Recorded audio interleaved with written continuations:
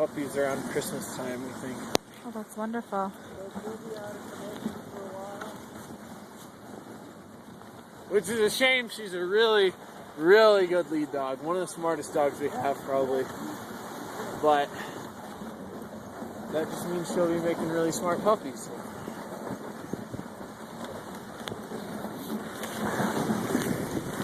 Good dogs. Good dogs. I'm not sure if I can get Jan, but I'm going to try. Good boy, Wyatt.